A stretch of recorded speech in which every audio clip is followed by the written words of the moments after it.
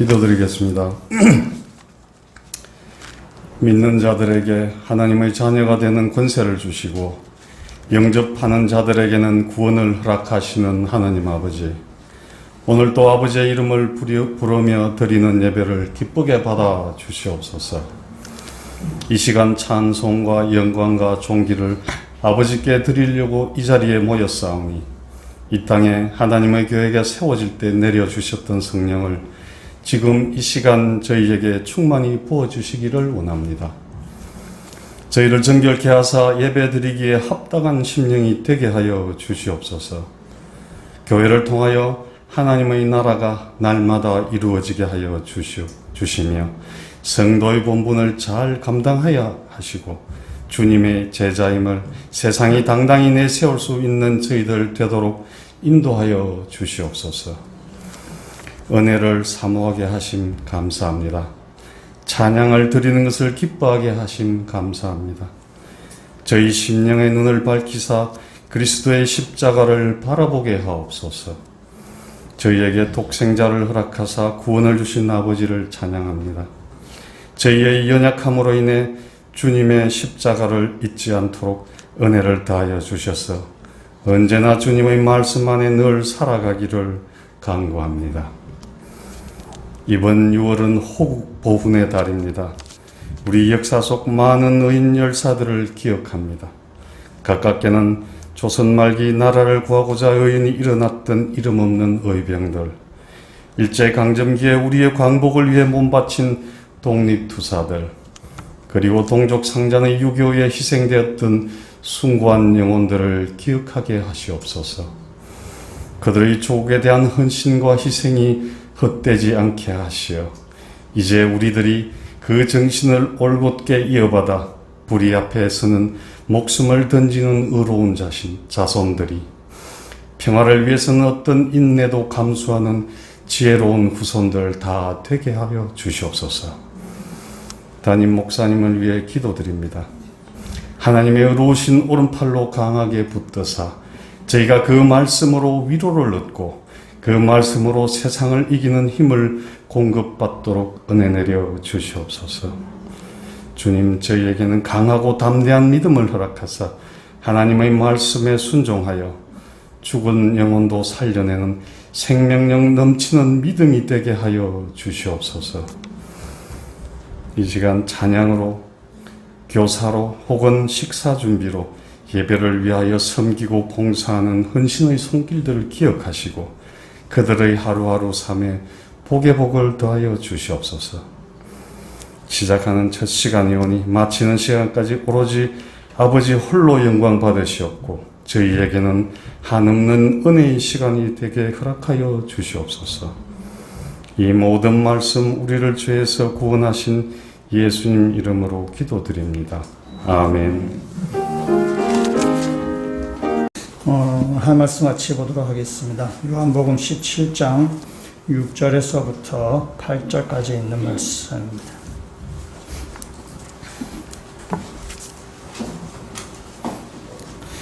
요한복음 17장 6절에서부터 8절 우리 세 절 말씀을 한 목소리로 같이 읽도록 하겠습니다. 내가 아버지의 이름을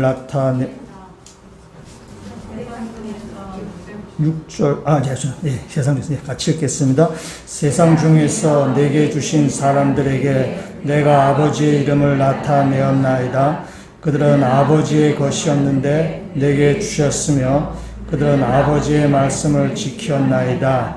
지금 그들은 아버지께서 내게 주신 것이 다 아버지로부터 온 것인 줄 알았나이다. 나는 아버지께서 내게 주신 말씀들을 그들에게 주었사오며 그들은 이것을 받고 내가 아버지께로부터 나온 줄을 참으로 아오며 아버지께서 나를 보내신 줄도 믿었사옵나이다. 아멘. 말씀을 한 개 암송하고 같이 한번 보도록 하겠습니다. 요한복음 17장 3절 말씀. 영생은 곧 일하신 참 하나님과 그가 보내신 자 예수 그리스도를 아는 것이니이다. 요한복음 17장 3절 말씀. 아멘. 영생은 영원히 죽지 않는다는 그 개념을 훨씬 뛰어넘는 것입니다. 우리가 생각할 때 영생, 죽지 않는 거. 하지만 성경에서 말하는 영생은 그보다 훨씬 더 그걸 뛰어넘는 개념입니다. 하나님께서 우리를 영원하고 온전한 사람으로 이렇게 만드시려는 그런 계획을 하나님은 가지고 계십니다. 그래서 우리가 그냥 죄에서 구원받았다 그 정도에 머무는 것이 아니라 그건 이제 출발에 시작하는 것이고 이제 출발해서 이제 목적지까지 이르게 될 것입니다. 그래서 하나님을 안다라는 것은 하나님과의 전 인격적인 교제, 전 인격적으로 이렇게 만남을 통해서 하나님을 점점 더 닮아가는 것이 하나님을 그리스도의 장성한 분량에까지 이르게 되는 것입니다. 그래서 우리가 십자가를 통해서 예수님을 믿었고, 그래서 우리가 하나님을 이제 알아가기 시작하는 것입니다. 그리고 마침내 하나님께서 우리를 그 목적지까지 우리를 인도해 가실 것입니다. 그래서 그렇기 때문에 우리는 지금도 영생을 살고 있다라고 말할 수 있습니다. 그 죽어서 영원 사는 것이 아니라 하나님을 알아가기 시작하는 것. 그래서 우리가 예수 그리스도를 믿고 나서부터 우리의 영생은 계속해서 살고 있다, 영생을 누리고 있다라고 말씀드릴 수 있습니다. 그래서 지난주에 영생에 대해서 말씀을 하면서 예수님께서 하셨던 비유, 선한 사마리아인의 비유를 말씀드렸는데 혹시 여러분이 그 비유를 들으시면서 좀 오해하실 것 같아서 한 번 더 말씀을 드리면은 그 비유에 나오는 그 제사장과 레위인은 그 위선적인 종교인을 물론 말할 수도 있지만은 위선적인 종교인을 말하는 것이라기보다는 유대교를 대표하는 것입니다. 그래서 유대교가 강도 맞는 사람, 또 거의 죽음에 이르는 사람을 살리는 생명이 없다라는 사실입니다. 그래서 여러분이 이렇게 유대교는 우리의 생명 가져오는 것이 아니다라고 하니까 여러분 생각에 난 유대교인 아니니까 나하고는 상관이 없다. 나는 안심이다. 라고 생각하시면 그런 오해라는 것이에요. 여기서 말한 유대교라는 것은 물론 이스라엘 사회이기 때문에 유대교지만은 이 유대교는 보면은 종교와 철학과 사상과 다른 모든 우리의 인본주의적인 것을 대표하는 것입니다. 이 유대교라는 것은. 왜냐하면 유대교는 율법을 지킨 종교입니다. 율법은 굉장히 무슨 선한 일, 율법을 우리가 100% 지키면 구원받을 수 있습니다. 그러니까 율법은 선한 일을 하는 것이죠. 선한 일을 하는 것이고, 하나님의 속성을 닮아가는 그런 것들입니다. 그래서 선한 행실을 함을 통해서 생명에 이를 수 있다라는 것이 바로 유대교. 그러니까 그 생각들이 유대교만이 아니라 이 땅에 있는 모든 철학, 사상, 종교, 모든 것이 다 그런 거죠. 그래서 우리가 선한 일을 해서, 내가 착한 일을 해서, 내가 남을 잘 도움을 통해서, 내가 또 어려운 사람을 잘 돌보고, 소외된 사람을 내가 잘 살펴서, 또 그렇게 사는 것이 만약 기독교의 가르침이라고 여러분이 생각한다면, 여러분 잘못된 것이라는 거죠. 그런 걸 포함한 것이 유대교라는 것입니다. 그래서 그런 인본주의적이고, 그런 윤리적인, 도덕적인 것이 가는 영생이 없다는 것입니다. 여러분 예수를 믿는다는 것은 여러분을 착한 사람 만들게 하는 것이 아닙니다. 여러분 예수 믿어서 내가 착한 일을 해야지. 예수 믿어서 내가 소외된 사람을 잘 돌봐야지. 내가 어려운 이들을 잘 돌봐야지. 내가 아주 윤리적으로 살아야지. 성경은 그런 걸 우리한테 얘기하고 있는 것은 아닙니다. 성경은 우리에게 착한 사람을 이야기하는 것이 아니라 예수 그리스도만이 죽은 우리들을 살릴 수 있다는 사실을 가르치는 것이고, 예수 그리스도만이 생명이 있다는 사실을 우리에게 알려주시는 것입니다. 그다음에 예수 그리스도만이 생명이 있는 것을 알기 때문에 우리가 예수를 믿고 주님이 말씀대로 살기 때문에 겉으로는 착하고 선한 일을 하는 것처럼 보이는 것이죠. 그래서 우리가 착하고 선하게 사는 것이죠. 그래서 우리가 착하고 선하게 사는 것이 목적이 아니라 우리가 죽었던 우리들을 다시 살리는 것은 예수 그리스도밖에 없다라는 것을 믿는 것이고, 인간의 인본주의적인 생각이나 윤리나 도덕이 우리를 구원에 이르는 것이 아니라 오직 예수 그리스도만이 우리를 구원에 이르게 하는 길이고, 그것에 감사해서 예수님의 말씀대로 살려고 애쓰는 것, 그것이 바로 우리 그리스도인의 모습인 것입니다. 이 유대교라는 것이 내가 유대교도가 아니어서는 관계없다는 것이 아니라 인류의 선한 일을 하거나 내가 무슨 일을 하거나 내가 착한 일을 하거나 내가 윤리적으로 살거나 그런 것들을 포함한 모든 것을 담는 것이 바로 그 유대교라는 것입니다. 그곳에는 생명이 없다라는 것이죠. 예수 그리스도에게만이 생명이 있고 우리를 영원한 생명 가운데 인도해 간다는 사실입니다. 이 유대교적인 생각들이 유대교만이 아니라 오늘 이 시대를 살아가는 우리들에게도 사실 이런 생각이 굉장히 많이 팽배했습니다. 인본주의적인 사고방식. 굉장히 우리 시대에 점점 더 옛날에 비해서 훨씬 더 이런 생각들은 많이 우리 사회에 만연되어 있습니다. 이번 주에 우리나라에 있던 사건이 여러 가지 사건이 있지만 아마 그 중에 좀 의미 있는 사건은 그 36살의 청년 이준석 씨가 제1야당의 대표가 된 사건일 것입니다. 이 사건은 한국 정치사에서만이 아니라 우리 역사에서도 굉장히 아주 중요한 의미를 가지고 있는 사건일 것입니다. 그것은 그 제1야당만이 아니라 집권 여당에게도 굉장히 충격적인 사건일 것이고 여당, 야당 따를 것 없이 다 이렇게 기성세대에게 굉장히 긴장을 불러일으키는 그런 사건임이 틀림이 없습니다. 이런 일들을 통해서 정치권만이 아니라 한국 사회에 좋은 변화가 오는 그런 기회가 됐으면 좋겠다라는 그런 바람도 있습니다. 저는 이 시간에 정치를 말하고자 하는 것이 아니라 저는 정치 여러분 비슷한 수준이기 때문에 제가 전문가도 아니고 정치를 말하고자 하는 것이 아니라 이 이준석 현상이라는 걸 통해서 우리 사회를 한번 보고자 하는 것입니다.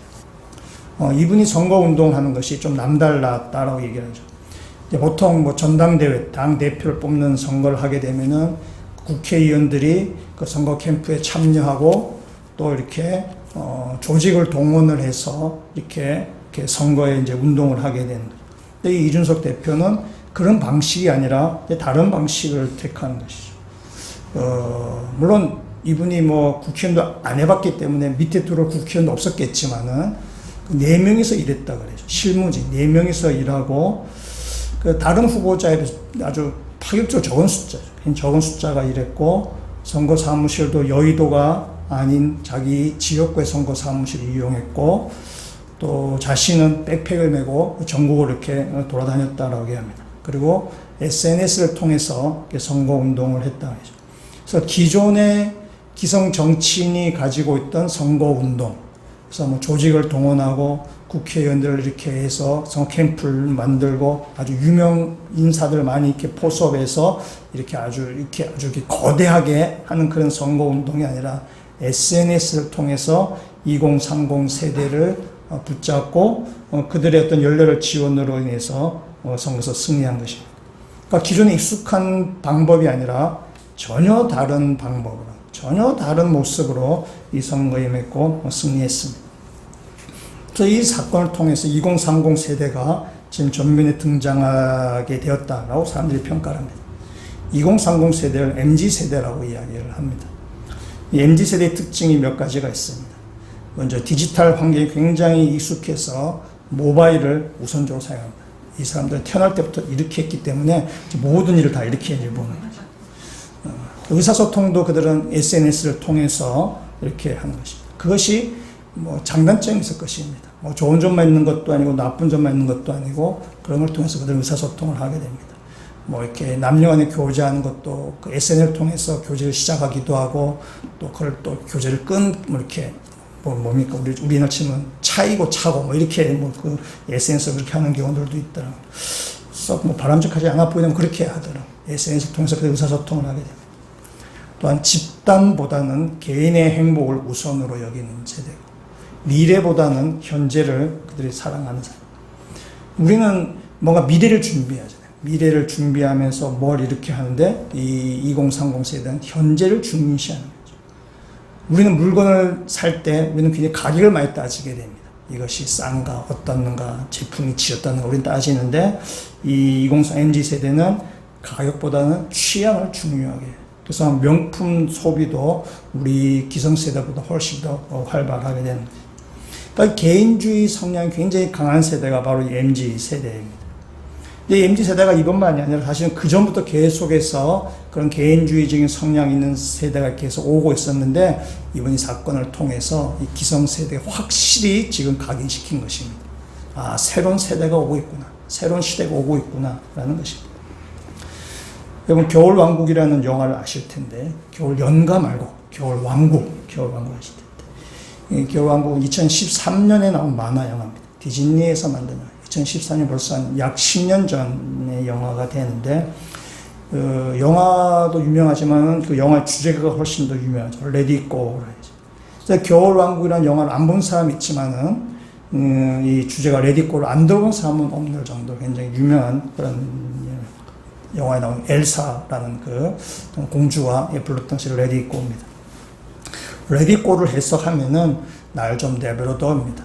냅둬, 내가 알아서 할게, 뭐 이런 뜻이 되는 거죠.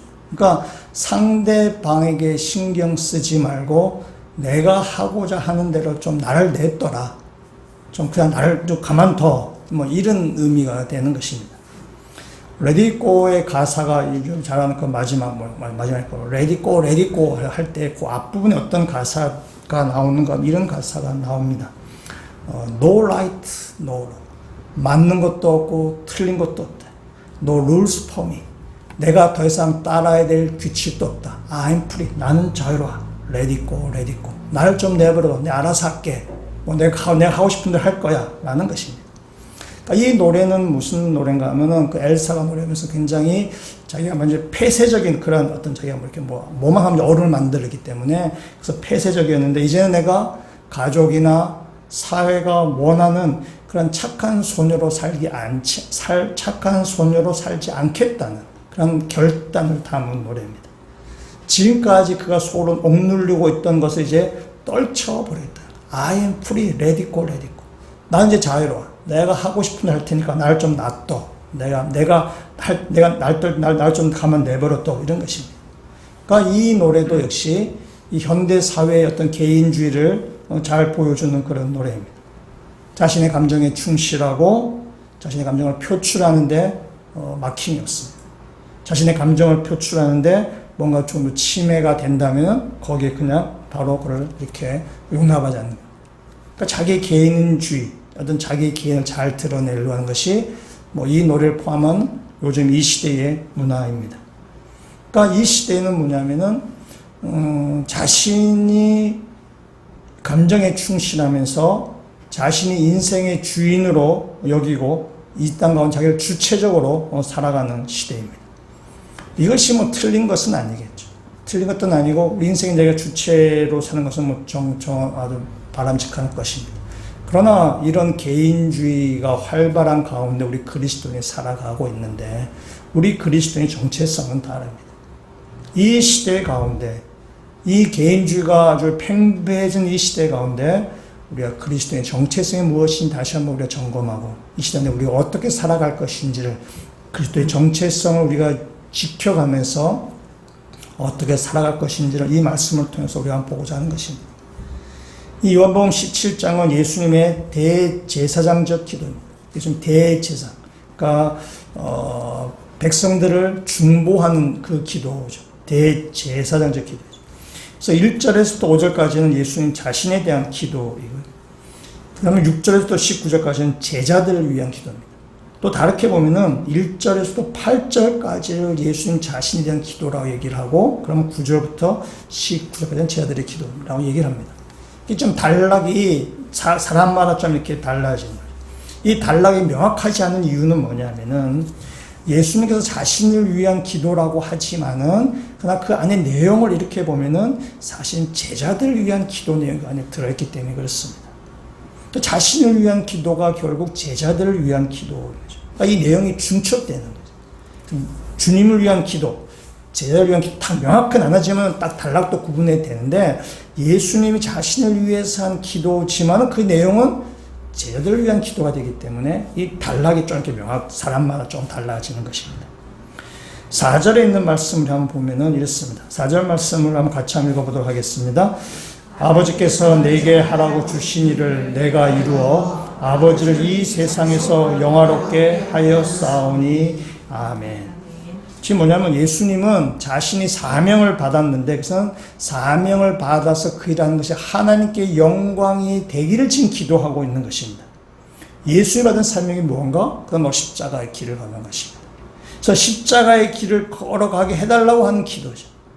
예수님의 십자가의 길을 걸어가는 이유는 뭐냐? 제자들을 살리기 위함이죠. 그러니까 예수님이 자신의 사명을 감당하는 그 일이 또 제자를 살리는 길. 그래서 그 예수님 자신을 위한 기도, 내가 십자가의 길을 끝까지 갈 수 있도록 해 주십시오라는 기도가 제자를 살리는 일이기 때문에 그 내용이 지금 중첩된다는 것입니다. 그래서 어떤 사람은 5절까지 예수님의 기도, 어떤 사람은 8절까지 예수님의 기도라고 얘기하는 것입니다. 예수님의 이 자신의 사명을 잘 감당하도록 기도하는 내용, 그것이 또한 제자들의 사람을 살리는 그 내용을 더 잘 풀어서 설명한 것이 바로 이 6절에서부터 8절까지 있는 말씀입니다. 그럼 6절에서 8절까지의 말씀을 다시 한번 같이 한번 읽어보도록 하겠습니다. 같이 읽도록 하겠습니다. 세상 중에서 내게 주신 사람들에게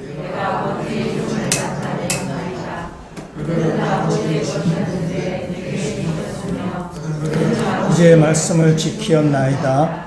지금 그들은 아버지께서 내게 주신 것이 다 아버지로부터 온 것인 줄 알았나이다.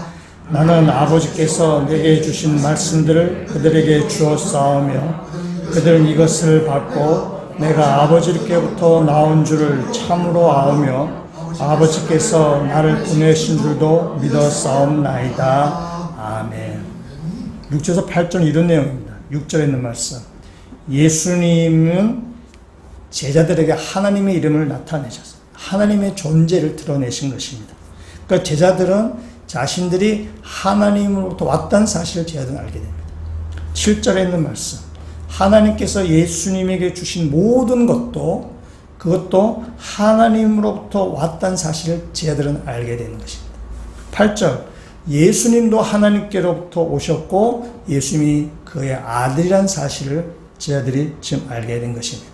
그것이 바로 6절에서 8절까지 있는 말씀입니다.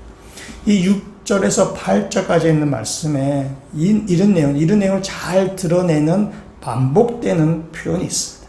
그건 뭐냐면 내게 주신이라는 것입니다. 내게 주셨다는 거예요. 그러니까 예수님께서는 하나님께서 내게 주신 사람들에게 하나님께서 내게 주신 말씀으로 그들에게 지금 가르치시는 것입니다. 그리고 제자들은 예수님이 하나님께서 오신 분임을 안 것이죠.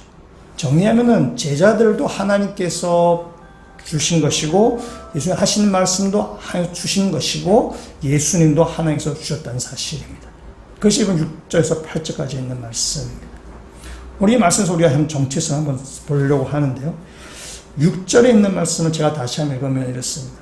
세상 중에서 내게 주신 사람들에게 내가 아버지 이름을 나타내었나이다. 그들은 아버지의 것이었는데 내게 주셨으며 그들은 아버지의 말씀을 지켰나이다. 6절 말씀 이번 주 암송 구절로 정했는데 좀 길지요. 좀 길지만은 한 주간 이 말씀 여러분이 매일 잘 읽고 묵상하셔서 우리의 그리스도의 정체성을 다시 한번 분명히 잘 다지는 그런 말씀이 되셨으면 좋겠습니다. 여기 보면은 우리를 뭐라고 지금 이야기하는가 하면은 세상 중에서 내게 주신 사람들. 그러니까 이 하나님께서 세상 가운데서 우리를 선택하셨다는 거죠. 세상 중에서 하나님 선택하셔서 예수님께 맡기셨다는 거죠. 그러니까 우리의 출발점이 어딘가? 바로 하나님이라는 사실. 그러니까 우리 자신은 우리들은 하나님으로부터 출발된 사람들. 하나님께서 세상 중에 우리를 선택하셨어요. 그러니까 우리는 하나님의 것입니다. 우리는 하나님께 선택을 받을 만한 무슨 실력이나 자격이나 능력을 갖추는 사람들이 아닙니다. 그런데 당연히 우리를 선택하신 거죠. 여러분 세상에서 제일 미운 사람이 누군지 아세요? 세상에서 제일 미운 사람은 만약 악한 사람이 악한 일을 할 때는 그렇게 미워하진 않습니다. 원래 그러려니 라고 생각해요. 근데 착한 척 하는 사람이 아주 이렇게 악한 짓을 하면 그게 참 밉습니다. 그죠? 말로는 아주 이렇게 착한 일을 하고 말로는 아주 정의롭고 한데 근데 그가 하는 일을 보면은 다른 사람과 똑같이 하면은 그렇게 밉상할 수가 없는 거죠. 그런데 누가 제일 밉습니까? 예수쟁이들이에요. 예수쟁이들은 입으로는 감사하고 하나님의 은혜하고 하나님의 사랑하고 정의하고 그런 얘기를 많이 하는데 하는 일을 보면은 세상 사람과 똑같은 일을 하고 있는 거죠. 그러니까 이렇게 밉상도 이런 밉상이 있을 수 없는 거죠. 세상에서는 남들처럼 또 이렇게 살다가 또 죽어서는 천국까지 간다고 하니까 이보다 미운 놈이 세상에 어디 있겠어요. 그러니까 차라리 악한 사람이 악한 짓 하는 사람이 그렇게 이렇게 맞다는 게 아니라 별로 이렇게 미워하지 않아요. 근데 겉으로는 안 그런 척 하는데 뒤에서 호박씨 까 이런 사람이 진짜 밉상이죠. 꼴보기 싫은 거죠. 그러니까 사람들이 예수쟁이 참 싫어요. 거기 있는 거죠. 우리가 말로는 아주 착한 척 하지만 우리 행동이 세상과 똑같이 할 때에 우리는 세상에서 참 미움을 받을 수밖에 없는 거죠. 물론 우리 고쳐야 될 부분이죠. 근데 우리는 그만큼 이기적이고 자기중심적이고 뭐 그런 사람이란 사실. 우리같이 그 하나님의 선택을 받을 만한 자격이 갖춰야 되는 사람이 아니에요. 능력도 없는 사람들. 이런 우리를 하나님께서 선택하셔서 우리 가운데 영생을 누리게 하시는 것이죠. 어저께 우리나라 올림픽 국가대표 축구 선수들이 축구 시합을 했었습니다. 이 올림픽에 이제 출전하는 선수들 선발하는 그런 과정을 쭉 이제 겪고 있습니다. 지금. 전국에 수많은 이 축구 선수도 있을 텐데 수백 명 정도 있겠죠. 수백 명 있는 선수들 가운데 어저께 여러 가지 과정을 거쳐서 1차, 3차, 2차, 3차 이렇게 쭉 선발해서 이제 28명을 선발해서 축구 이제 시합을 한 것입니다. 그러니까 수백 명 축구 선수 가운데 28명 뽑혀서 얼마나 영광스러운 일이에요. 정말 축구를 잘하는 사람들이죠. 근데 이 28명이 올림픽에 다 가는 것이 아니고 그 중에도 절반이 또 떨어진다 그래요. 몇 번의 시합을 거쳐서 또 여러 가지 이렇게 하면서 그 중에 절반이 떨어진다고 합니다. 그 절반만 이제 올림픽에 출전하게 되는 것이죠. 그러니까 거기에 뽑힌 사람은 굉장히 영광스러울 것입니다. 국가대표의 마크를 단단 자체가 영광스러워. 근데 그 중에 정말 잘하는 선수들은 뭐 이렇게 잘 선발될 것입니다. 그러나 그 중에 어떤 사람들은 떨어진 사람, 선발되지 못한 사람이나 선발된 선수나 별로 실력이 막 곱고 비슷비슷할 사람도 있을 거예요. 근데 그 비슷비슷한 사람 중에 선발한 건 누구냐? 감독의 권한인 거죠. 근데 만약에 어떤 사람은 뭐 비슷한 실력인데 감독 이 사람은 그냥 선발한 것입니다. 떨어진 사람도 있지만 선발한 사람도 있는 거죠. 실력이 특출한 사람도 있지만은 그냥 비슷한데 그냥 감독의 선발한 선수도 있을 것입니다. 그렇게 선발된 선수는 그 감독에게 대해서 평생 빚집니다. 정말 감사할 수밖에 없는 거죠. 내가 뭔데? 내보다 또 선발 안 돼서 더 좋은 사람들이 많이 있는데 내가 왜 나를 선발해 줬나? 평생 감사하고 뭐 그렇게 은인으로 여길 것입니다. 정확하게는 아닐지 모르지만 우리도 마찬가지죠. 우리도 허물과 죄로 인해서 우리는 죽었던 사람들이에요. 우리 영원한 죽음에 이르를 수 있는 사람들입니다. 그런데 하나님께서 우리를 선택하셔서 우리 가운데 구원하신 것입니다. 하나님 우리를 선택하지 않으셨다면 우리는 영원한 죽음에 이르렀을 것입니다. 하나님께서 우리를 선택하신 것입니다. 그래서 우리는 하나님의 소유가 되고 우리는 하나님의 것이 되었다는 사실입니다. 현대인들의 정체성은 자신이 주인이라고 생각합니다. 내 인생에 내가 주인이라고 생각합니다. 그래서 레디꼬를 부르는 것이죠. 그러나 우리 그리스도의 정체성은 다릅니다. 물론 내 인생을 내가 살아가는 것이지만은 그러나 내 위에 나의 참된 주인이신 여호와 하나님 있다는 사실을 믿는 것입니다. 그래서 내가 나의 주인이 아니라 여호와 하나님이 나의 주인이라는 사실을 믿는 것. 그것이 바로 그리스도의 정체성입니다.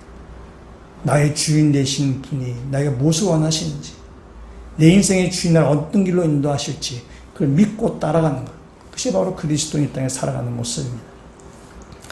6절을 다시 한번 보시면은 6절에 이렇게 얘기를 합니다. 내가 세상 중에서 내게 주신 사람들이 내가 아버지의 이름을 나타내었나이다. 그래서 하나님께서 선택한 사람을 예수님께 맡기셨는데 예수님께서 그들에게 아버지의 이름을 나타내었다라고 해요. 그래서 하나님의 이름을 나타내었다라는 말은 예수님이 제자들에게 하나님 아버지를 소개했다라는 그런 뜻입니다. 이스라엘 사람들은 하나님의 이름을 함부로 부르지 않았어요. 하나님의 이름은 거룩하기 때문에 함부로 이름을 얘기하지 않습니다. 우리들도 유교 문화에 있어서 우리 부모님의 이름을 함부로 부르지 않습니다. 함부로 이름을 부르지 않는 거죠. 그러니까 이스라엘은 하나님의 이름을 함부로 부르지 않습니다. 거룩하신 분이기 때문에 그렇습니다. 십계명 제3세 번째 계명 여호와의 이름을 망령되이 일컫지 말라. 그 십계명 율법에 따라서 이스라엘 백성은 하나님의 이름을 함부로 부르지 않습니다. 아예 안 부릅니다. 그 성경 읽다가도 하나님 이름이 나오면 그들은 아예 안 부릅니다. 그걸 넘어갑니다. 이스라엘 백성이 애굽에서 노예 생활을 할 때에 하나님께서 모세를 부르셨습니다.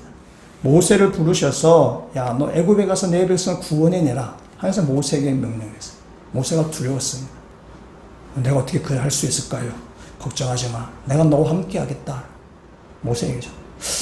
내가 애굽 갔을 때 이스라엘 백성이 누가 보내서 너 여기 왔냐?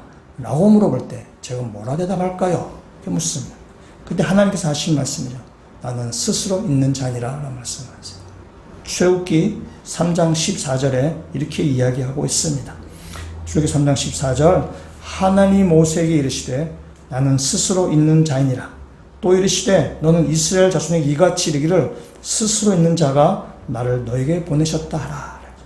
그러니까 모세가 이스라엘 백성이 누가 보냈다라고 얘기할까요? 그럼 하나님께서 나는 스스로 있는 자니라. 이것이 바로 하나님의 이름입니다. 나는 스스로 있는 자니라. 영어로 하면 I am who I am. 그래서 이 히브리 동사의 그 하야 동사는 비동사, 영어로 하면 am, 비동사를 쓴 것입니다. 그래서 나는 우리가 나는 스스로 있는 자니라. 우리나라 성경 그렇게 번역했습니다. 이것이 하나님의 이름인데 이스라엘 백성들은 이 이름을 함부로 읽지 않았습니다. 하나님의 이름을 거룩하기 때문에 그렇습니다. 그래서 이 하나님의 이름을 나타낼 때에 하나님의 이름을 얘기하지 않고 아도나이라고 이렇게 바꿔서 부릅니다. 아도나이는 히브리 말로 주님, 주인님 이런 뜻입니다. 영어로 로드라는 뜻이에요. 그래서 하나님의 이름이 나올 때에 이스라엘 백성은 그걸 다 아도나이로 다 이렇게 바꿔 부릅니다. 그러니까 그것이 수천 년 지나다가 보니까 하나님의 이름이 있는데 그 하나님의 이름이 성경에 있는데 그거를 읽을 줄을 모르는 것입니다. 우리가 어떻게 읽었을까? 옛날 히브리 사람들이 아무도 모르는 것입니다. 잊어버린 거예요. 이 발음하는 것을. 그래서 그 나는 스스로 있는 자니라 거기에다가 아도나이라는, 그러니까 히브리 말은 자음으로 된 언어입니다. 그래서 나는 스스로 있는 자니라. 거기 그 자음으로 된 그 단어에다가 아도나에서 모음을 딱 갖다 붙여서 이렇게 읽지 않았을까라고 해서 읽는 게 뭐냐면 여호와입니다. 그것이 야훼예요. 여호와. 아마 이렇게 야훼라고 했을 것이다 라고 우리 학자들이 이렇게 얘기하는 것입니다. 그러니까 여호와의 이름을 함부로 부르지 않는 것이에요. 이스라엘 사람들이. 그 신비로운 여호와의 이름을 지금 예수님께서 제자들에게 알게 하셨다라는 것입니다. 출애굽기에서 나는 스스로 있는 자니라 라고 할 때 그 하나님의 이름인데 그 하나님의 이름은 무엇과 관계된 것이냐? 모세를 통해서 이스라엘 구원해 내시는 그 구원 사건과 지금 관계된 거죠. 모세가 누가 보냈다고 할까요? 라고 할 때에 나는 스스로 있는 자니라 하나님 이름을 말씀하시죠. 하나님 이름은 이스라엘 백성 애굽에서 구원한 사건과 관계 있는 거죠. 불이 팔팔팔 끄는 용광로에서 살려낸 그 구원하신 하나님의 은혜, 하나님의 사랑이 그 이름에 담겨져 있는 것입니다. 그래서 하나님의 이름은 구원과 관계가 돼요.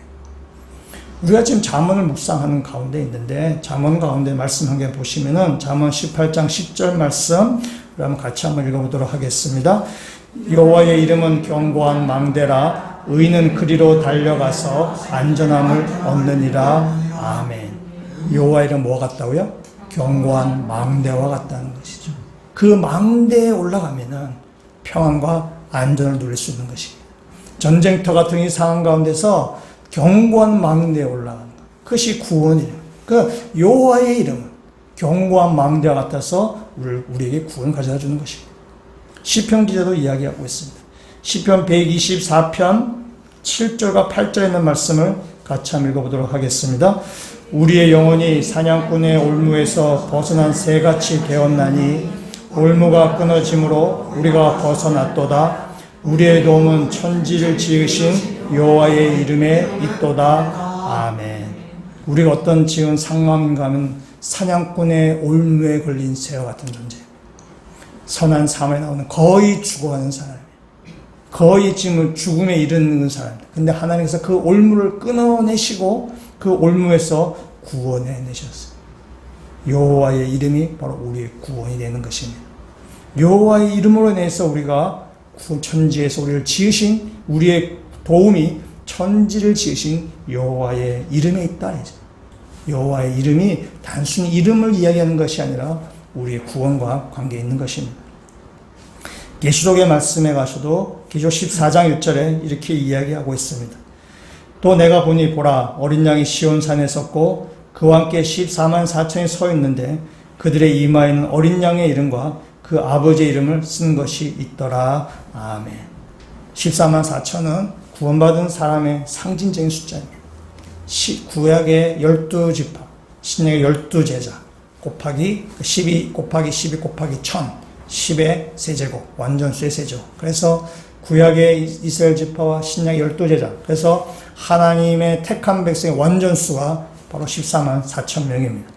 근데 신천지나 이단들은 14만 4천 문자적으로 해석해서 이 14만 4천 명이 들어가야 된다라고 그들은 그렇게 이야기합니다. 참 말도 안 되는 그 해설을 하는데 또 그걸 믿는 사람들도 있습니다. 일단 이 14만 4천 명은 구원받은 자의 상징적인 숫자입니다. 근데 이 구원받은 사람이 지금 어디에 서 있느냐? 어린 양과 함께 시온산에 서 있습니다. 그리고 그 구원받은 사람의 이마에 지금 무엇이 적혀져 있는가? 어린 양의 이름과 그 아버지의 이름, 여호와의 이름이 적혀져 있습니다. 그러니까 여호와의 이름으로 인해서 그들 구원받은 것입니다. 여호와의 이름은 우리의 구원과 관계되어 있다는 것입니다. 그러니까 예수님께서 지금 제자들에게 여호와의 이름을 알리셨다라는 것은 여호와로 인해서 구원받는다는 것을 지금 알려주는 것이죠. 우리의 구원이 여호와께 있다라는 사실입니다. 6절 다시 한 번 더 17장 6절 말씀 다시 한번 보시면 이렇습니다. 세상 중에서 내게 주신 사람들에게 내가 아버지의 이름을 나타내었나이다. 그들은 아버지의 것이었는데 내게 주셨으며 그들은 아버지의 말씀을 지키었나이다. 마지막 그들은 아버지의 말씀을 지키었나이다. 이 그들은 누군가요? 바로 제자들입니다. 제자들인데 지금 제자들 안에서 뭐라 하냐면 아버지의 말씀을 지키었나이다 라고 지금 그렇게 이야기하고 있습니다. 여러분 제자들 한번 생각을 해요. 예수님 지금 기도를 하고 계시는 중인데 한번 제자들 한번 생각을 해보겠습니다. 좀 몇 시간 뒤면은 예수님 십자가에서 죽임을 당하게 됩니다. 예수님 십자가에서 죽음을 당하실 때 제자들은 다 도망갔습니다. 한 사람도 예수님을 지키는 사람이 없어요. 그 중에 어떤 제자는 제가 그 제자의 프라이보시에서 말 안 하겠지만은 닭이 오기 전에 3번 부인한 제자들도 있습니다. 예수님의 수석 제자였는데 제자 중에서 최고 대빵이었는데 근데 이 제자 역시 예수님을 다 버리고 도망갔습니다. 3번씩 다 부인한 것이 그런 제자들. 또 예수님이 예루살렘에 올라오실 때에 예루살렘에 올라가신 일은 십자가를 지시기 위해서 올라가시는데 그 예수님 올라가시는 길에 두 제자가 싸웁니다. 두 제자가 예수님께 청탁을 하죠. 예수님 여기 지금 예루살렘에 올라가시면 우리 두 형제를 예수님의 오른편과 왼편에 우리를 좀 이렇게 써주십시오. 영의정 좌의정 우리를 삼아 주십시오. 청탁을 하는 거죠. 그 이야기를 듣던 다른 제자들이 이 두 형제하고 말다툼을 합니다. 찌그러져 있어. 뭐 이렇게 와서 말다툼하는 거죠. 왜 싸우면? 두 형제가 가지고 있는 그 욕심을 다른 제자들도 다 가지고 있었다는 뜻입니다.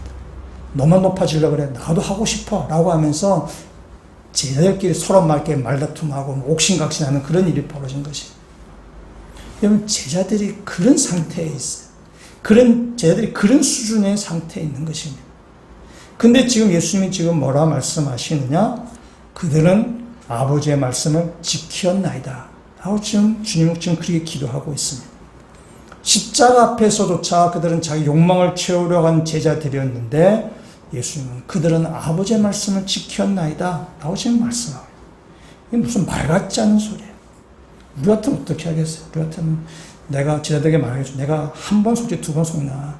너희들 좀 있으면 나를 배신할 텐데 너 좋은 말도 잘 알아들어. 뭐 이런 식으로 얘기를 하죠. 그러나 예수님은 그렇게 하지 않는 거죠. 그들은 아버지의 말씀을 지켰나이다.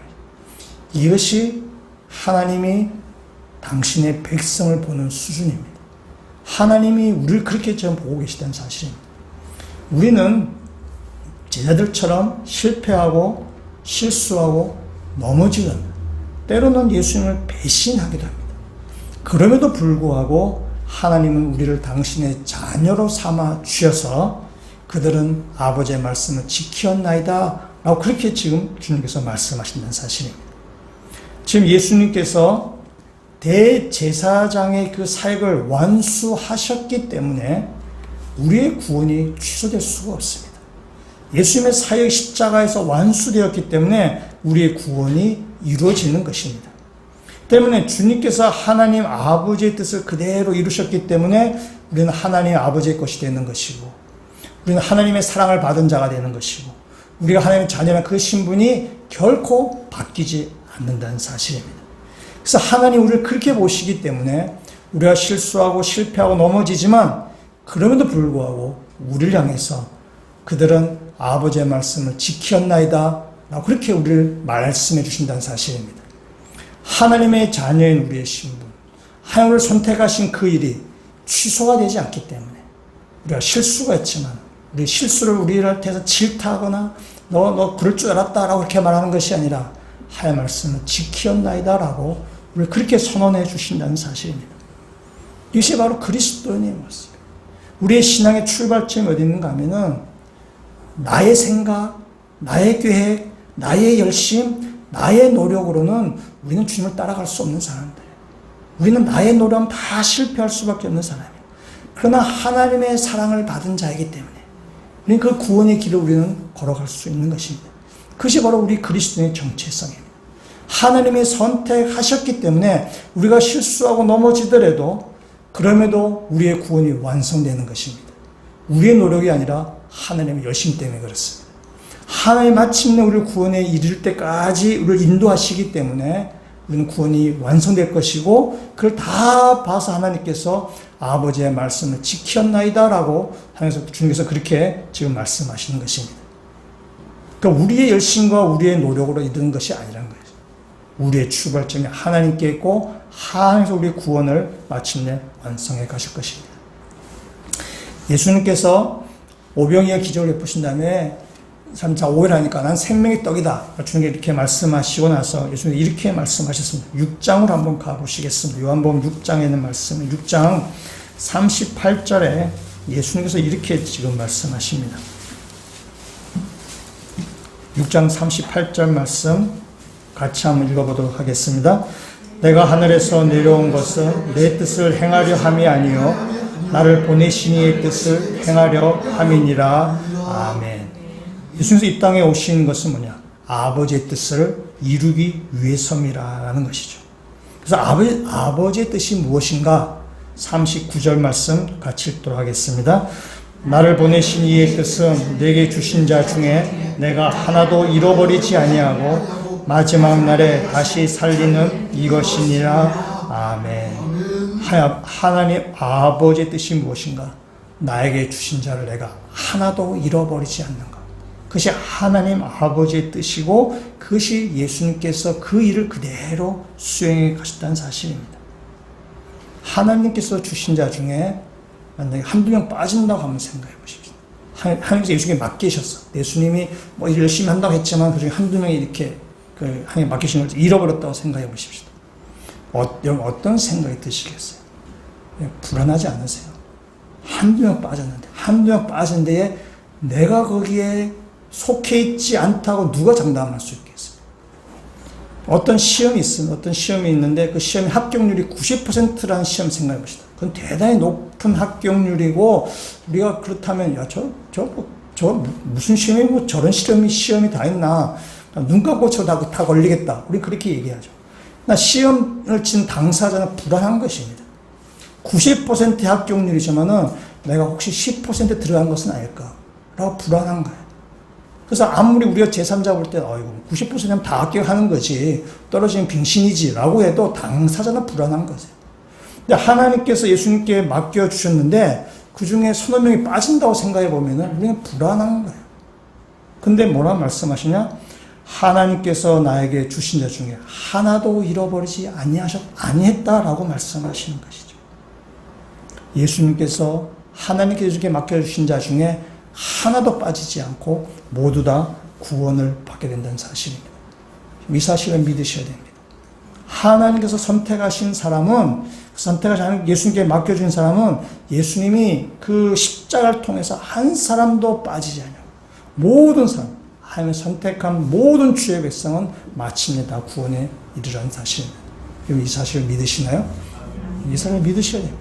이 사실이 흔들리면 여러분 신앙 흔들려져 버리는 거죠. 그리스도의 정체성이 뭐냐? 하나님 택한 날 하나님께서 결코 포기하지 아니하시고 마침내 구원에까지 이르게 하신다는 사실입니다. 예수님 십자가에서 7마디 말씀하셨는데 맨 마지막 하신 말씀이 무엇이죠? 다 이루었다. 예수님 십자가 상에서 하나님께서 주신 사명을 다 이루고 나서 십자가에서 하신 말씀 다 이루었다. 하나님께서 맡겨주신 영혼을 한 사람도 잃어버리지 아니하고 하나님께 다 구원에 이르게 했습니다. 예수님의 피 한 방울이 헛되지 않게 낭비되지 않게 예수님이 그 사역을 다 완수하셨다는 의미입니다. 하나님께서 여러분을 선택하셨고 선택하셔서 여러분을 구원해 하셨고 구원의 완성 이를 때까지 여러분 인도해 가실 것이라는 사실. 그 하나님의 인도하심을 믿고 따라갈 때 여러분 구원이 마침내 완성되고 한 사람도 빠지지 않냐고 예수님의 구원이 완성된다는 사실을 믿고 주님의 인도하심 따라 살아가시는 그 모든 주의 백성들 되시기를 주님의 이름으로 축원합니다. 같이 한번 기도드리시겠습니다. 하나님, 저희들이 구원을 받을 만한 자격이나 실력이 없음에도 불구하고 우리를 구원하여 주신 하나님을 찬양합니다. 우리를 마침내 구원의 완성에까지 인도하실 하나님을 찬양합니다. 그 길 가는 가운데 우리가 넘어지기도 하고 실패하기도 하고 좌절하기도 하지만 우리를 결코 포기하지 아니하신 하나님을 찬양합니다. 이 땅 가운데 하나님의 것이며 하나님의 소유라는 사실에 그 정체성을 우리가 기억하며 살게 하여 주셔서 우리가 하나님 인도하심 따라서 마침내 구원이 이를 때까지 하나님 인도하심을 따라가는 모든 주의 백성들 되게 하여 주시옵소서. 예수 그리스도의 이름으로 기도합니다. 아멘.